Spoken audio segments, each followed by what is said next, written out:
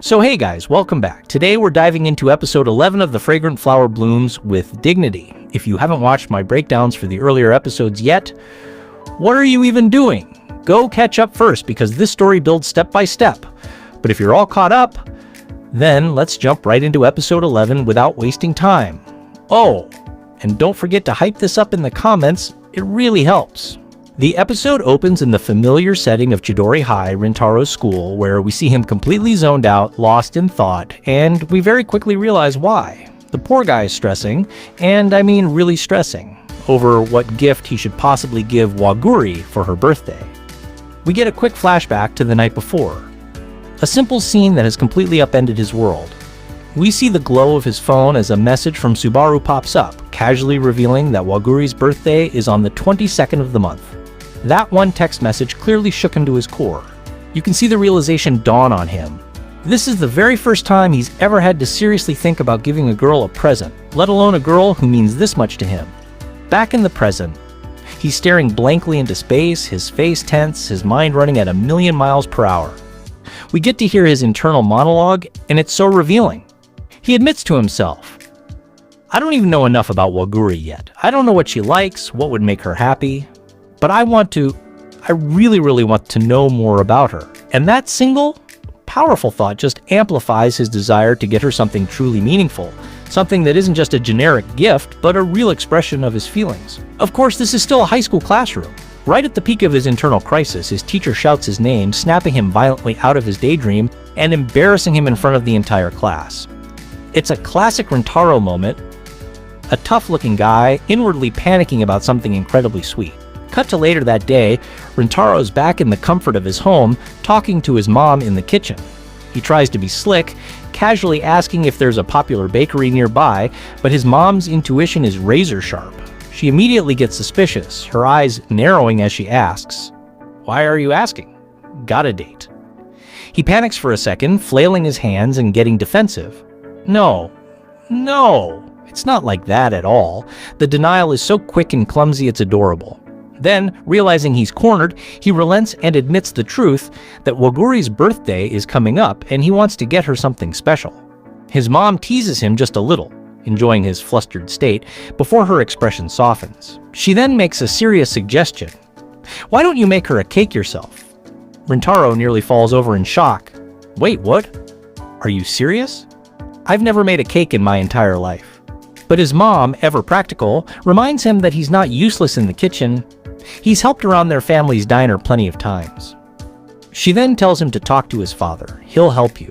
Rintaro immediately hesitates.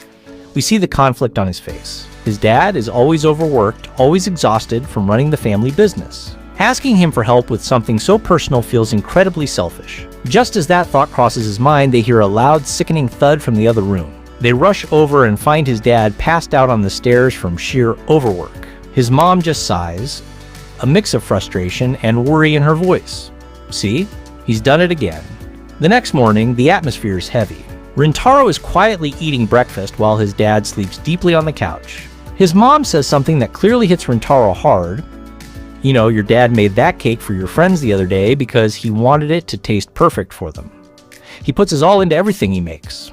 Rintaro looks over at his sleeping father, and the guilt about asking for more of his time and energy intensifies. We get a quick flashback of Rintaro thanking his dad for that very cake the previous day. A simple moment that now feels so much heavier. Back in the present, he finally gathers every ounce of his courage to speak. In a quiet, hesitant voice, he says, "Dad, I want to learn how to bake a cake."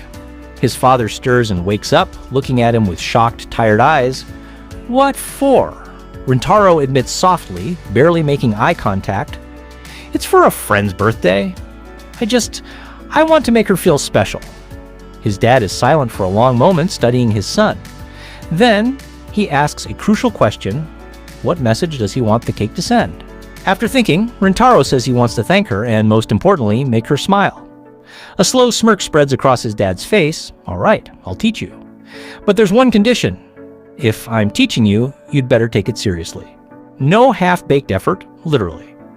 Rintaro's face lights up as he agrees immediately, and with that, his intense, grueling cake-making training arc officially begins. What follows is a fantastic and genuinely fun montage of Rintaro and his dad working side by side in the kitchen. We see them practicing, failing spectacularly, and trying again. There are shots of flour dusting his hair, eggs being cracked with too much force, and lopsided sponges being presented for inspection. Rintaro gives it everything he has, pouring all his focus and energy into this one task, to the point where he starts dozing off in class from pure exhaustion. His friends, of course, notice his sudden narcoleptic tendencies. Eventually, they confront him with genuine concern.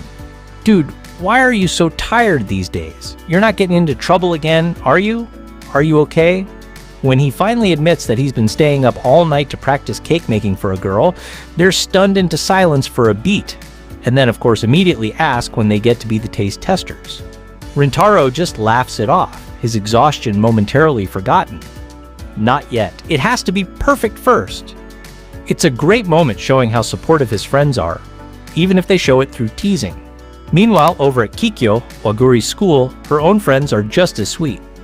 Her classmates remind her that her birthday is coming up and enthusiastically offer to throw a party for her. Waguri smiles, her gratitude evident, and agrees. But then Subaru, the master planner and ultimate wingwoman, smoothly steps in. "Actually, I already have plans for Waguri on the 22nd. Can you guys do it the day after?" The girls happily agree without a second thought, and Waguri is visibly touched by their kindness and by Subaru's quiet scheming on her behalf. She thanks everyone with such a bright, genuine smile that the girls can't help but swarm her in a group hug, all of them calling her adorable. The amount of effort Rintaro is putting in here is just on another level. This isn't just about a birthday cake anymore. It's a testament to how much he's grown and how deeply he cares.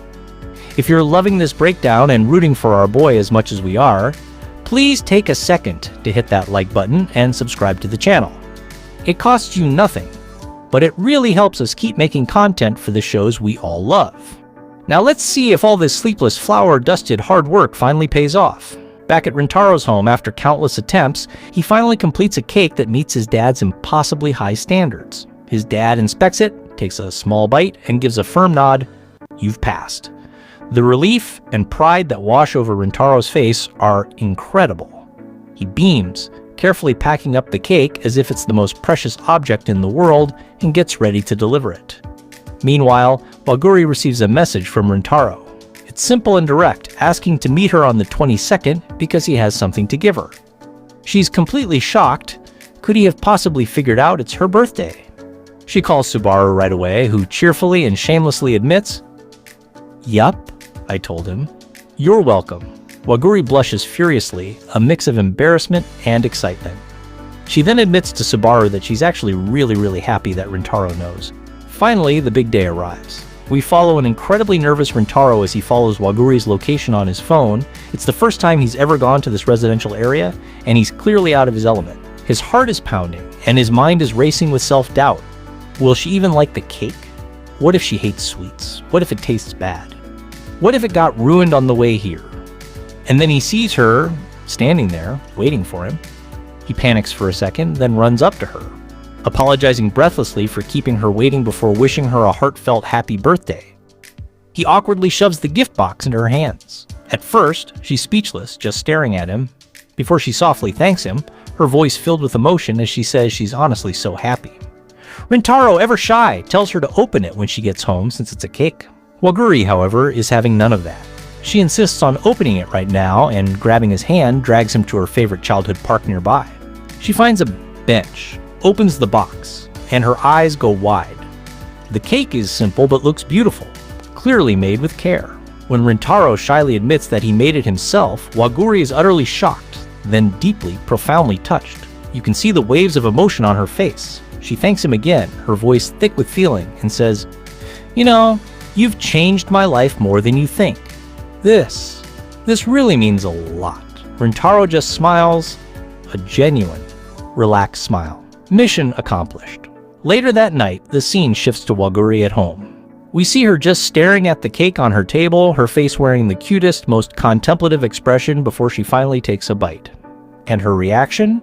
It's pure, unadulterated joy. She exclaims out loud, "This is delicious. Maybe this is the best cake I've ever had." Meanwhile, we cut back to Rintaro. who is trying to watch TV with his family but is failing miserably. He's got a completely blank face, staring at the screen but seeing nothing, clearly consumed by anxiety. The oddly comedic family banter happening around him helps break the tension a little, until his phone finally buzzes. It's a message from Waguri. She absolutely loved the cake, her family loved the cake, in fact, her little brother loved it so much, he ate almost all of it. Rintaro breaks into a huge relieved laugh and texts back, promising, "Don't worry, I'll make another one just for you." Waguri's reply comes back instantly, full of happy emojis. "You will? Really?"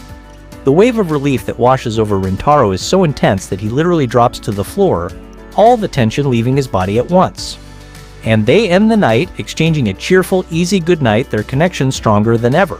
In the final, poignant moments of the episode, Rintaro approaches his father and says he wants to start helping with the family business during the upcoming summer vacation.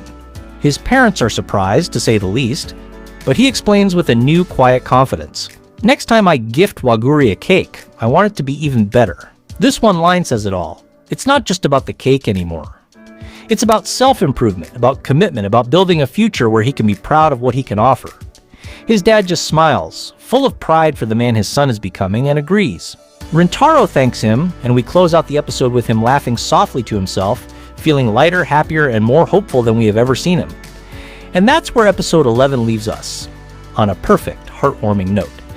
So tell me, what was your absolute favorite part of this episode? Was it Rintaro's grueling cake training arc? Kaoruko's adorable reaction to the cake? Or the quiet pride on his father's face? Drop all your thoughts in the comments below.